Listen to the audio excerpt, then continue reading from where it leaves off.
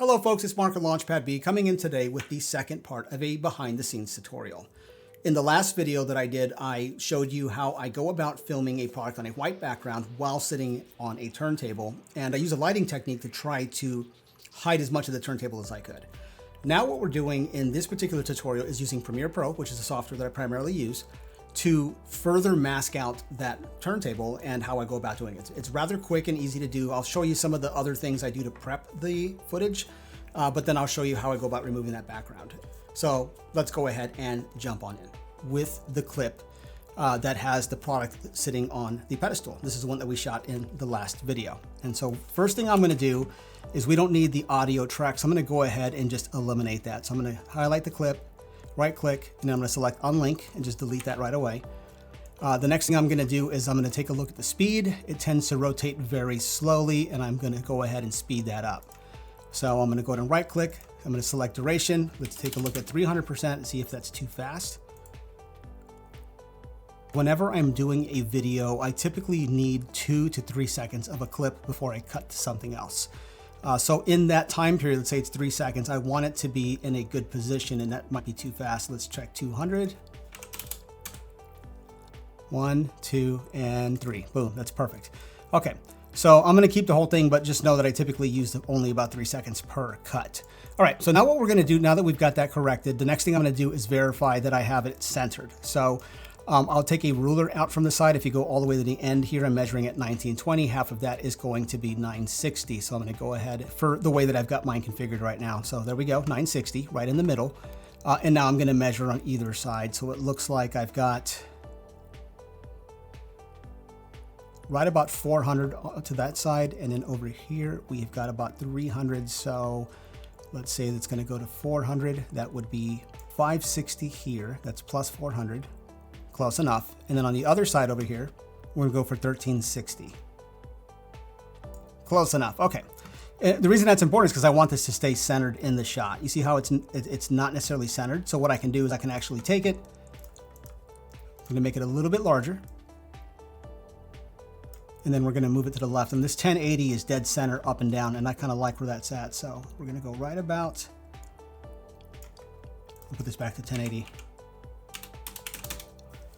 Right about there. Let's see how that looks.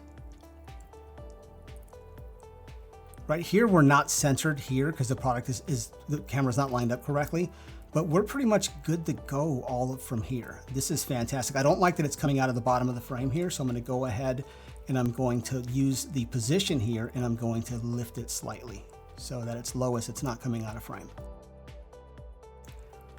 So what I'm going to do now is I'm going to go to my workspaces up here, and I'm going to go to color. This will give me my lumetri scopes here. And we can also do color over here, which is the way I typically will work. And what I'm going to do is I'm going to go ahead and add an adjustment layer.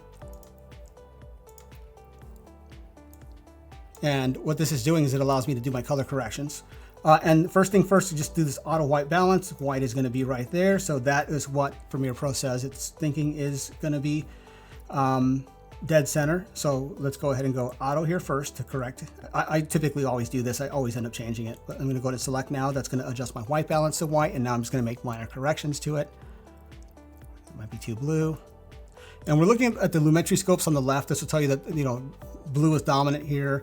And it'll kind of show you where it's at. And so you're going to use this to balance those out, essentially, is what you're looking to try to do. So that is closer to true white, and then I can add or remove green from it if I need to. And just for the sake of it, we're going to leave it here. It's pretty accurate in my eyeballs, but you know, we could fine tune, but for the sake of the tutorial, we're stopping there. Okay, so that's the basic corrections. Now I'm going to go ahead and I'm going to add an additional adjustment layer. This is where I'm going to remove the background. And so what I'm going to do right now is I'm going to go ahead and do a mask. I'm going to go back to my effects controls. I'm going to do an opacity mask here. And what I'm going to do is I'm going to put it around this product. The reason I'm doing this is because the background is still visible. The turntable, you can still see that the turntable is in the shot, and we want that to go away. So what I'm going to do here is I'm going to essentially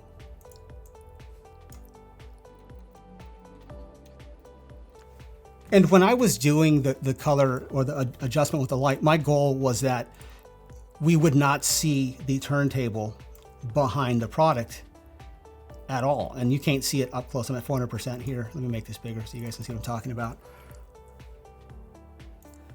The turntable is not visible here. It's not till you start getting out here that it's present, right?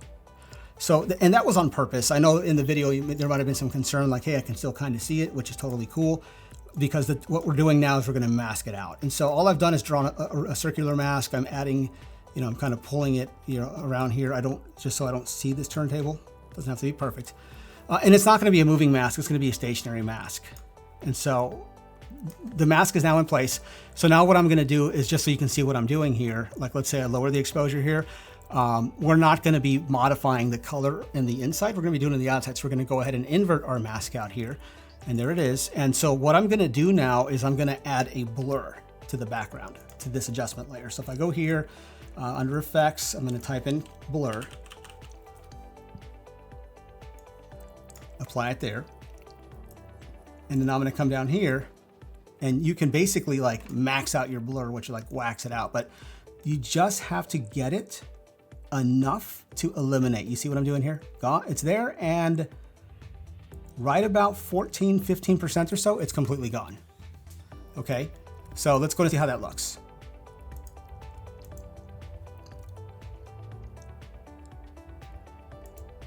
Okay, now if you got an eagle eye, you can probably see that it's still there. But again, you can tinker with this. This is the basic idea of it. The goal is to eliminate your background. Okay, folks, and that's pretty much it. Cut and dry, pretty quick.